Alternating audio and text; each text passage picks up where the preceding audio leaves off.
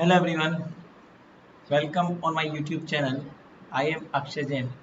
And now, अब start करते हैं हमारा अगला जो हमारा टॉपिक है। टॉपिक इन द सेंस आपको नेक्स्ट एग्जाम्पल लैग्रेंजन का मुझे करवाना है। देखिए, इससे पहले आप लोगों को पता है हम लोगों ने CSIR नेट का एक ऑनलाइन फ्री कोर्स स्टार्ट किया हुआ है, जहां मैं आपको हैंड रिटन कंप्लीट नोट्स के साथ पूरी स्टडी करवाऊंगा, ताकि आप लोगों का CSIR नेट का प्रिपरेशन कंप्लीट हो पाए। और ये जो नोट्स हैं ये आप लोग नोट डाउन करते जाइए, ताकि रिवीजन में आपको दिक्कत ना हो। इसी ऑर्डर में हम लोगों ने सबसे पहले क्लासिकल मैकेनिक्स स्टार्ट किया हुआ है। तो आप लोगों ने अगर प्रीवियस वीडियोस नहीं देखे हैं तो आप लोग प्रीवियस वीडियोस को देख लेना, ठीक है, ताकि आपका लाइन टू लाइन वीडियोस देखने में दिक्कत ना आए।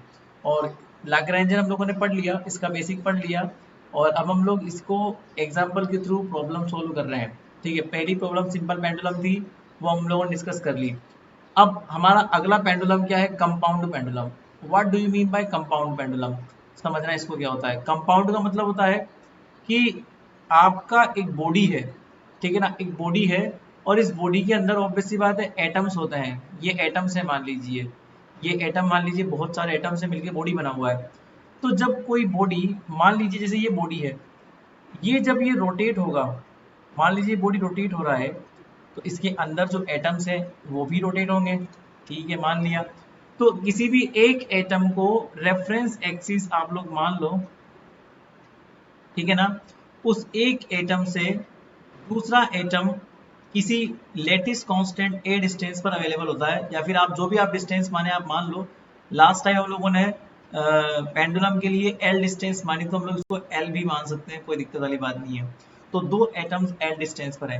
तो जब आपका बॉडी रोटेट होता है, तो इसके अंदर के एटम्स एक दूसरे के रेस्पेक्ट में सिंपल हार्मोनिक मोशन और इस तरह से क्या करने लग जाते हैं, ऑसिलेशंस करने लग जाते हैं। तो यहाँ पे दो फिनोमेना हो रहा है, आपका बॉडी रोटेट भी हो रहा है, और इसके साथ साथ अंदर का जो एटॉमिक स्ट्रक्चर है वो भी सिंपल पेंडुलम की तरह बिहेव कर रहा है। मतलब कि दो तरह की मोशन हमारे पास अवेलेबल है, बॉडी की रोटेशनल मोशन और एटम्स की simple harmonic motion, like this. तो इस तरह के फिनोमेना को हम क्या बोलते हैं? Compound pendulum. क्योंकि ये आपका कंपाउंड है, ये जो आपका बॉडी है, ये जो बॉडी है आपका, ये कंपाउंड है, और इस कंपाउंड के अंदर एक पेंडुलम नुमा स्ट्रक्चर आपको दिख रहा है जो एटम्स के बीच में अवेलेबल है, लाइक दिस। समझो, a compound is formed by many atoms. Body के अंदर बहुत सारे एटम्स हैं, तो ऑब्वियस सी बात है वो बहुत सारे एटम्स मिलके आपका एक कंपाउंड बनाएंगे, या फिर मॉलिक्यूल्स का कॉम्बिनेशन क्या कहलाएगा? कंपाउंड कहलाएगा। Having moment of inertia I. Moment of inertia मतलब कि आप लोग उसको रोटेट कर रहे हो, तो जब भी कोई बॉडी रोटेट होगी तो उसकी रोटेशनल में जो रुकावट होगी वो मोमेंट ऑफ इनर्शिया कहलाती है। ठीक है, तो ऑब्वियस सी बात है बॉडी रोटेट हो रही है, तो उसके पास में रोटेशनल काइनेटिक एनर्जी अवेलेबल है। मान लीजिए हाफ आई ओमेगा स्क्वायर, ठीक है ना, half I omega square. Omega frequency बोल दो, एंगुलर वेलोसिटी बोल दो। Angular velocity is equal to change in the angular displacement, like this. इसको आप थीटा बोल सकते हो, लाइक दिस। तो ट्रांसलेशन के अंदर जो काम बी करता है वही रोटेशन में ओमेगा करता है, ट्रांसलेशन में जो काम एक्स करता है वही थीटा करता है। इसे बोलते हैं लीनियर डिस्प्लेसमेंट, इसे बोलते हैं एंगुलर डिस्प्लेसमेंट। तो ये क्या हो जाएगा? लाइक दिस, इस तरीके से। तो टी बराबर क्या हो जाएगा यहाँ पे? Half I omega square. Okay, और अगर हम बात करें पोटेंशियल एनर्जी की, मान लीजिए क्योंकि आपका रोटेट कर रहा है सिस्टम, तो कोई दिक्कत वाली बात नहीं है। तो यहाँ पे आप ये बात मान लीजिए कि यहाँ टी बराबर क्या, वी बराबर माइनस का एम जी एल कोस, क्योंकि ऑब्वियस सी बात है ये आपका रेफरेंस एक्सिस अवेलेबल है, ये आपका एटम है। अब ये एटम जो है बॉडी के साथ साथ ये एटम भी क्या कर रहा है? रोटेट कर रहा है। मतलब कि ये एक तरह से धागा है, ये बॉडी रोटेट, तो ये भी रोटेट कर रहा है। तो ये आपका जो एटम है ना, ये वाला एटम, ये भी तो बॉडी के साथ साथ रोटेट कर रहा है, इसीलिए मुझे इसका रोटेशनल लेना पड़ेगा। और ये जो एटम है इसका अगर मैं इस रेफरेंस एक्सिस से हाइट मानूं, तो नीचे की तरफ है माइनस वाई की तरफ ये हाइट, तो माइनस वाई की तरफ अगर ये हाइट है तो ये कितना हो जाएगा? माइनस का इसका वैल्यू क्या हो जाएगा? ये थीटा है यहाँ पे, तो ये मान लीजिए एल कोस थीटा हो जाएगा। ठीक है, अगर आप ये निकालेंगे तो एल साइन थीटा, जो अपन ने कल पढ़ा था वैसा ही। लैग्रेंजियन क्या हो जाएगा, kinetic energy minus potential energy. ठीक है, तो मैंने ओमेगा को क्या लिख दिया, थीटा डॉट लिख दिया यहाँ पे इस तरीके से। अब मुझे निकालना है लैग्रेंजियन इक्वेशन ऑफ मोशन। तो ये यहाँ पर केवल एक ही चीज है इस वाली इक्वेशन में, लैग्रेंजियन में आप देखना केवल थीटा ही एक ऐसी चीज है जिसके ऊपर डॉट लगा हुआ है। इसका मतलब हमारे पास केवल थीटा ही एक ऐसा है वेरिएबल जिसे हम बोलते हैं डिग्री ऑफ फ्रीडम, मतलब जिसे हम बोलते हैं जनरलाइज्ड कोऑर्डिनेट। तो थीटा के करस्पॉन्डिंग हम क्या निकाल सकते हैं, लैग्रेंजियन इक्वेशन ऑफ मोशन निकाल सकते हैं। तो D upon D delta L upon delta theta dot minus delta L upon theta. फिर सिंपली आप लोग जानते हो लैग्रेंजियन डिपेंड करता है जनरलाइज्ड कोऑर्डिनेट पे, जनरलाइज्ड वेलोसिटी पे और टाइम पर। तो दोनों इंडिपेंडेंट है एक दूसरे से। तो जब आप इसका delta L upon delta theta निकालेंगे तो केवल थीटा का ही डिफरेंशिएशन होगा, थीटा डॉट का नहीं होगा, ये बात ध्यान रखना इस तरीके से, है ना। और ये हमने कर दिया, कोस का क्या हो जाएगा, माइनस साइन हो जाएगा, कोई दिक्कत वाली बात नहीं है। जब आप थीटा डॉट के रेस्पेक्ट में डिफरेंशिएट करेंगे तो केवल इसी का होगा डिफरेंशिएट, इसका नहीं होगा, ठीक है ना। तो केवल मैंने आई थीटा डॉट का स्क्वायर का कर दिया, दोनों की वैल्यू को मैंने ऊपर पुट किया, तो ये हो जाएगा M G sine theta, this is writer as sine theta, और इस तरीके से आप निकाल सकते हो। तो ये आपका साइन थीटा है। फिर आप लोग सिंपली आई का डिवाइड कर दोगे तो थीटा डॉट का क्या इतना हो जाएगा, थीटा डबल डॉट, क्योंकि यहाँ पे थीटा डॉट पहले से था, डी अपॉन डी टी आपने और लगा दिया तो कितना हो गया, theta double dot plus I का डिवाइड करने के बाद में M G L upon I sine theta like this.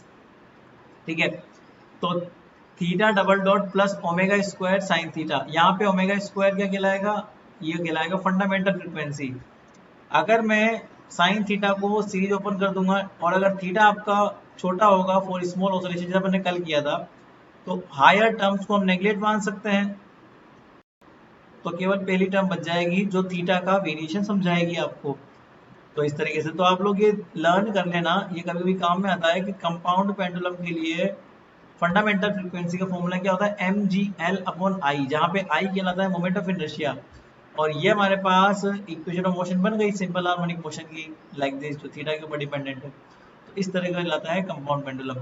यहाँ पे रोटेशनल मोशन ज्यादा इफेक्टिव है एज कंपेयर टू ट्रांसलेशन, इसलिए हम लोगों ने केवल रोटेशन को ही इंक्लूड किया है, ट्रांसलेशन को इंक्लूड नहीं किया है। अदरवाइज अगर रोटेशन इतना भयंकर नहीं होता, इतना तेज नहीं होता, तो हम यहाँ पे रोटेशन के साथ साथ ट्रांसलेशन काइनेटिक एनर्जी भी लेते हैं। बट यहाँ पे रोटेशन कंपाउंड का इतना ज्यादा है क्योंकि हम लोग पूरे कंपाउंड को एक साथ मेजरमेंट ले रहे हैं, इसलिए तो केवल थीटा ही यहाँ पे होगा, जनरलाइज्ड कोऑर्डिनेट होगा। अब अगला देखो स्फेरिकल पेंडुलम। अगले तरीका पेंडुलम क्या है, स्फेरिकल पेंडुलम है। स्फेरिकल पेंडुलम में क्या होता है, ये एक स्फेयर के अंदर आपका एक पार्टिकल है जो रेडियस उसका x है, उसकी सरफेस पर है, आप इसको रेडियस को r मान लो, ये x नहीं है, ये रेडियस r है, ठीक है ना। तो r रेडियस पर मतलब कि सरफेस पर आपका कोई पार्टिकल अवेलेबल है m मास का। अब ये इसकी सरफेस पर ही क्या होगा, वाइब्रेट करता रहेगा पेंडुलम की तरफ। तो spherical pendulum is formed by an atom moving on the surface of the sphere. तो स्फेयर की सरफेस पर एक एटम है जो मूव होता रह रहा है, मतलब तो इस तरह से हम लोग इसको निकालेंगे थीटा एंगल पर, क्योंकि स्फेरिकल सिस्टम के अंदर एक होता है आर कोऑर्डिनेट मतलब रेडियस, एक होता है थीटा जो कि जेड एक्सिस से बनता है ना। तो जेड एक्सिस से आपका थीटा बनेगा, ये थीटा बनेगा, तो ये कहलाएगा आर कोस थीटा। और अगर हम यहाँ पे निकालने का कोशिश करेंगे तो इस तरीके से इसको हम बोल देंगे Z is equal to R cos theta, जो आप लोग स्फेरिकल सिस्टम में बात करते हो वो, ठीक है। ये आपका सर्किल नहीं है, क्योंकि बहुत से बच्चे गलती कर बैठते हैं कि इसको आर कोस थीटा लिख दिया तो हम इसको क्या लिखते हैं, आर साइन थीटा लिख दें। ऐसा मत कर देना, ठीक है ना, क्योंकि स्फेरिकल सिस्टम है, 3D के अंदर है, इसलिए खास ध्यान रखें आप लोग, ठीक है। आप सर्किल ना बनाएं इसको। अगर आपने यहाँ, अगर ये 2D होता और ये सर्किल होता तो मैं आर साइन थीटा लिखता, बट यहाँ पे नहीं लिखूंगा अभी मैं केवल क्या लिखूंगा, आर कोस थीटा। स्फेरिकल के आप लोग कोऑर्डिनेट यूज में लें, जो कि मैंने आपको समझाए थे डिग्री ऑफ फ्रीडम वाले और कोऑर्डिनेट सिस्टम वाली क्लास के अंदर। और x y z इनको आप लोग जब ऐड कर देंगे तो सिंपली हम लोग जब इसको सोल्व करेंगे तो ये आ जाएगा। और ये मैंने आपको डायरेक्ट भी याद करवाया था कि v स्क्वायर बराबर क्या होता है, r dot square plus R square theta dot square theta dot square plus R square sine square theta five dot square. और अगर आप निकालना चाहो तो निकाल लो, एक्स बराबर क्या होता है,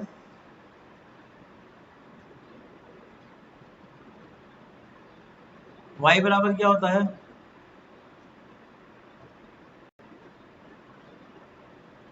और जेड बराबर क्या होता है। अब इन तीनों को आप डॉट करें फिर ऐड करें स्क्वायर करके, इतना लफड़ा पालोगे यही निकल के आएगा। इसलिए आप लोग को मैंने याद करवाया था सिंपल सा। ठीक है, अब आपका पार्टिकल स्फेयर की सरफेस पर मूव कर रहा है, इसका मतलब उसके लिए जो आर डिस्टेंस है वो फिक्स है। तो आर डॉट बराबर क्या हो जाएगा, जीरो, क्योंकि आर उसका फिक्स रहेगा मोशन के ड्यूरेशन में। तो आर डॉट जीरो मतलब ये कहलाएगा कांस्टेंट। आर क्या कहलाएगा आपका, कांस्टेंट, क्योंकि ये मोशन के दौरान फिक्स रहेगा, रुकावट है ये पार्टिकल की मोशन में। तो R square theta dot square plus R square sine square five dot square. चलिए आर स्क्वायर को बाहर निकाल सकते हो आप लोग, बिल्कुल निकाल सकते हो। तो theta dot square plus sign square theta और फाइव डॉट स्क्वायर, कोई दिक्कत वाली बात नहीं है। चलिए आगे देखें, ये तो वही क्वेश्चन है ऊपर वाली, तो इक्वेशन नंबर 2 मान लो इसको। आगे देखो, अगर आपको निकालना है kinetic energy minus potential energy, Lagrange निकालना है, तो आप लोग जानते हो क्या हो जाएगा, रेफरेंस एक्सिस से डिस्टेंस। अब आप ये बताइए एम जी, रेफरेंस एक्सिस अगर मैं इसको मान लेता हूं, मान लीजिए, तो आपका पार्टिकल रेफरेंस एक्सिस से परपेंडिकुलर कितना दूर है, देख लीजिए, आर कोस थीटा दूर है। तो M G R cos theta, और ये ऊपर की तरफ है, मतलब कि पॉजिटिव वाई डायरेक्शन के अंदर अवेलेबल है, इसलिए मैं पॉजिटिव के अंदर क्या लिखूंगा, M G R cos theta ऊपर की तरफ। तो आपका जो पोटेंशियल एनर्जी हो जाएगा वो जाएगा V बराबर plus M G R cos theta, M G R cos theta plus, ठीक है। तो V इज इक्वल टू कितना हो जाएगा, M G R cos theta, like this. तो इसको मैं इस तरह से मान सकता हूँ M G R cos theta, तो काइनेटिक माइनस पोटेंशियल हो जाएगा, तो इस तरीके से। ओके चलिए, अब यहाँ पे आप देखें, यहाँ पे आप देखें कि आपका जो लैग्रेंजियन है उसके अंदर में क्या करूंगा, एम भी बाहर आ रहा है और आर भी बाहर आ रहा है, तो एम और आर को मैं कॉमन ले लूं, ये बराबर नहीं है, मल्टीप्लाई में है यहाँ पे, it is a multiplication, it is a multiplication sign. तो एम और आर को मैंने बाहर कॉमन ले लिया, तो एम आर कॉमन ले दिया, हो जाएगा हाफ आर, और ये हो जाएगा theta dot square plus sign square theta five dot square minus का जी कोस थीटा, लाइक दिस। अब यहाँ पे आप देखें कृपया करके कि इस लैग्रेंजियन के अंदर दो ऐसे कोऑर्डिनेट हैं जिनके ऊपर डॉट लगा हुआ है, एक तो थीटा है वो कोऑर्डिनेट, और एक फाई है वो कोऑर्डिनेट जिसके ऊपर थीटा लगा हुआ है। इसका मतलब ये दोनों ही क्या है, मोशन के ड्यूरेशन में चेंज हो रहे हैं। इसका मतलब ये दोनों ही क्या कहलाएंगे, जनरलाइज्ड कोऑर्डिनेट कहलाएंगे। जनरलाइज्ड कोऑर्डिनेट और उतनी ही क्या बनती है, equation of motion corresponding to generalised coordinate, ठीक है ना। तो इसलिए हम बात बोल सकते हैं कि पहले हम लोग we know that generalised Lagrangian equation of motion corresponding to theta, क्योंकि पहला आपके पास में थीटा है, इसलिए Lagrange equation of motion corresponding to theta, d upon d t delta L upon delta theta dot minus का delta L upon delta theta, ठीक है। तो पहले, और अगर आपने निकाला कोरस्पॉन्डिंग टू फाई, तो ये phi corresponding equation of motion निकल जाएगी, क्योंकि दूसरा जनरलाइज्ड कोऑर्डिनेट आपका फाई है, तो delta L upon delta phi dot. तो पहले हम क्या करते हैं, क्या बोलते हैं, फाई के लिए निकालते हैं। तो यहाँ पे आप देखना, यहाँ पे कहीं भी फाई अवेलेबल नहीं है लैग्रेंजियन के अंदर, फाई डॉट अवेलेबल है वो बात मान ली मैंने, बट फाई अवेलेबल नहीं है।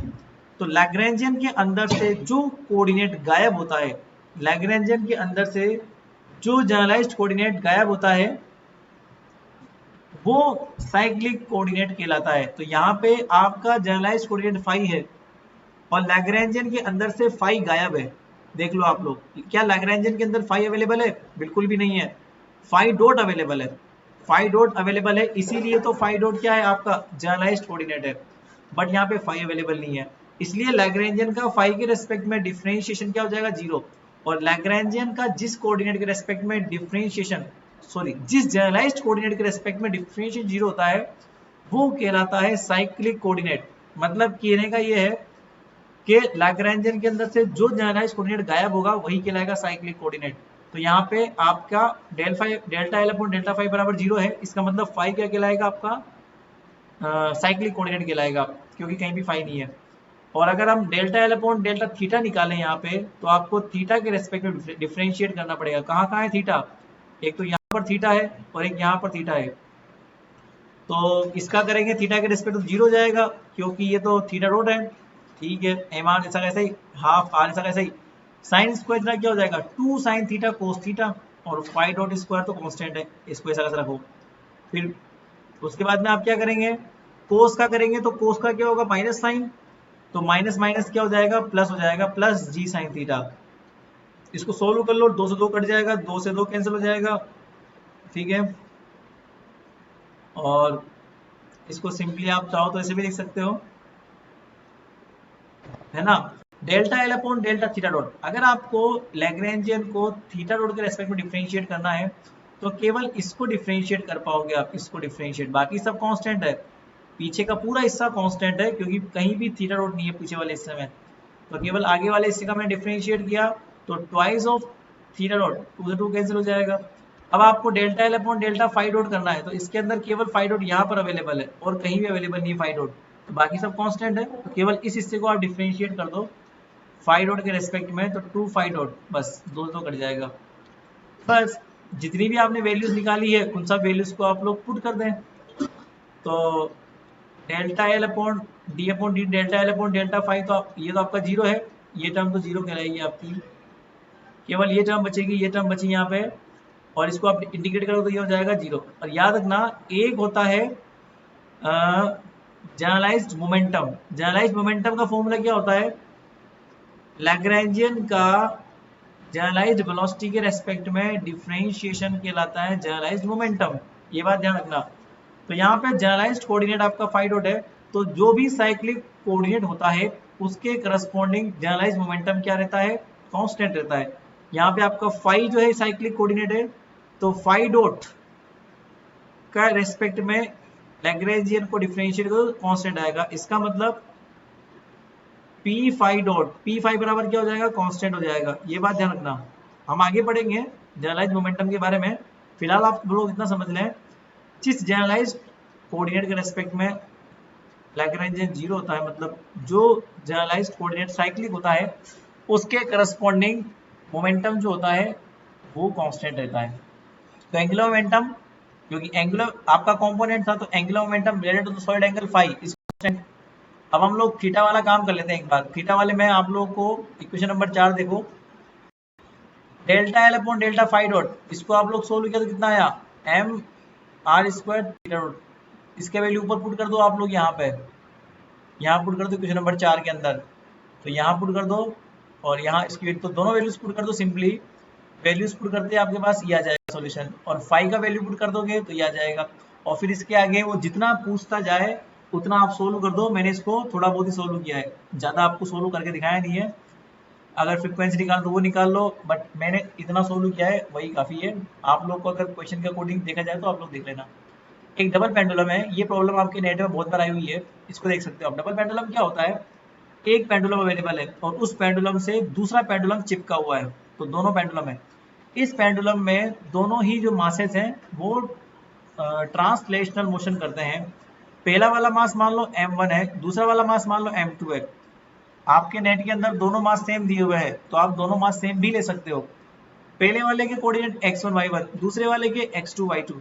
सिंपली पहला वाला जब रोटेट करेगा तो ये θ1, दूसरा वाला का θ2, और लेंथ इसका L1 इसका L2। नेट के एग्जाम में आपको दिया हुआ था m1 बराबर m2 बराबर m और L1 बराबर L2 बराबर L, ये आपको नेट के एग्जाम में दिया हुआ था, बट हम लोग अलग अलग भी मान सकते हैं, कोई दिक्कत वाली बात नहीं है। तो L1 L2 फिक्स रहेगा क्योंकि वो मोशन के ड्यूरेशन में चेंज नहीं होगा, ठीक है। θ1 θ2 कहलाएगा जनरलाइज्ड कोऑर्डिनेट, क्योंकि ये जब भी आपका पेंडुलम मोशन करेगा तो ये चेंज होगा। तो x1 बराबर क्या हो जाएगा L1 cos θ1, क्योंकि ये कहलाएगा आपका x1, this is your x1, that is the L1 sorry sin θ1, क्योंकि थीटा के सामने वाला तो साइन होता है ना, it is not cos, it is sin θ1 और थीटा से चिपका हुआ कोस है, तो L1 कोस थीटा 1 है ना। और अगर मैं इसकी बात करूं तो ये कहलाएगा L2 साइन थीटा 2 और ये हो जाएगा L2 कोस थीटा 2 है ना।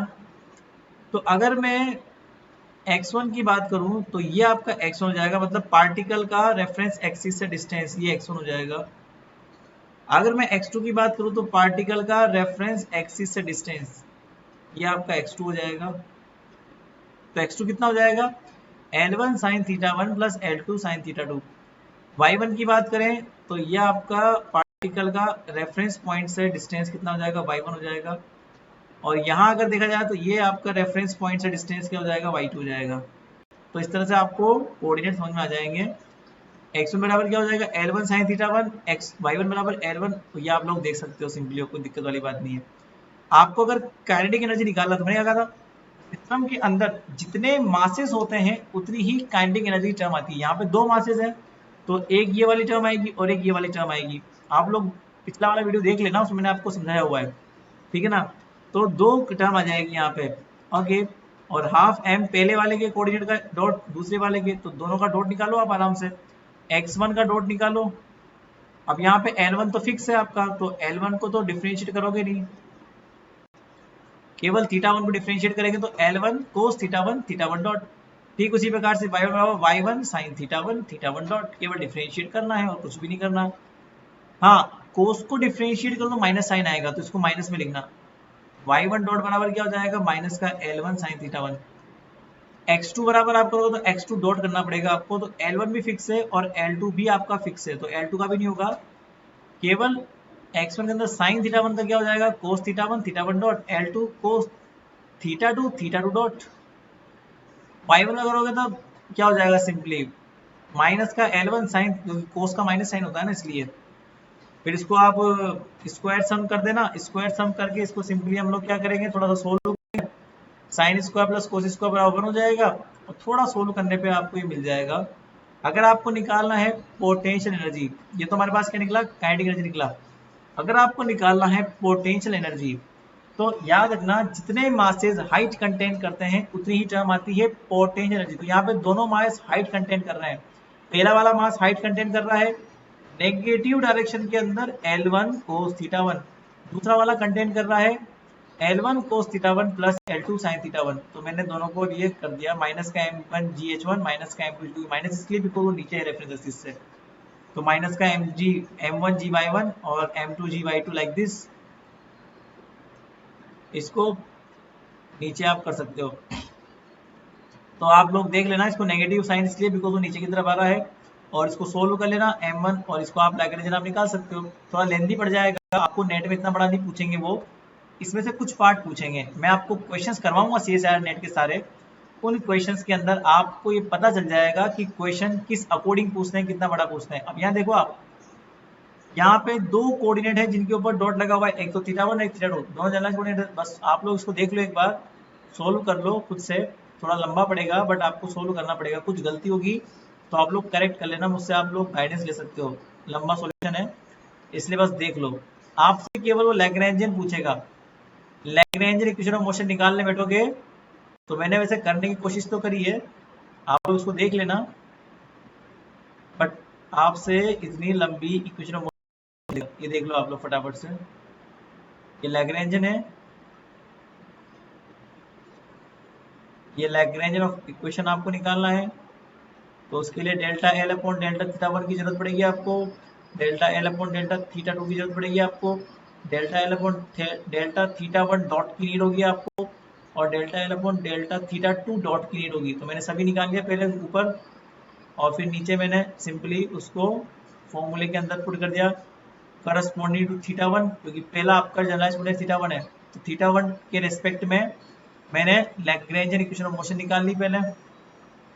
फिर उसके बाद में थीटा 2 के रेस्पेक्ट में मैंने क्या निकाला, इक्वेशन ऑफ मोशन निकाल ली यहाँ पे इस तरीके से। तो यहाँ पे ये थोड़ा लंबा पड़ जाएगा, आप लोग इसको सोल्व करना। चलिए ओके, तो ये अब अगला कल से करेंगे, क्योंकि पेंडुलम वाली प्रॉब्लम आज हमें करनी थी, पेंडुलम पेंडुलम प्रॉब्लम्स, ठीक है ना। तो आज हमारे जो है वो केवल पेंडुलम प्रॉब्लम्स हुई है। कल से थोड़ा और प्रॉब्लम करेंगे हम लोग, आगे वाली लैग्रेंजन की क्वेश्चन भी, तो ये हमारे कल से और प्रॉब्लम हम लोग करने वाले हैं, ठीक है। तो सी यू टुमारो, और आप लोग सब्सक्राइब करना चैनल को अगर आपको कंप्लीट प्रिपरेशन करना है तो। यकीन मानिए आपका प्रिपरेशन बहुत अच्छे से होगा अगर आप लोग रेगुलर वीडियोस को देखते रहेंगे, समझते रहेंगे। नहीं समझ में आए तो आप कमेंट करिए, और अपने जो भी साथीगण हैं उनको शेयर करिए, ताकि उनको भी इस फ्री क्लासेस का बेनिफिट मिल पाए, ठीक है। Thank you so much.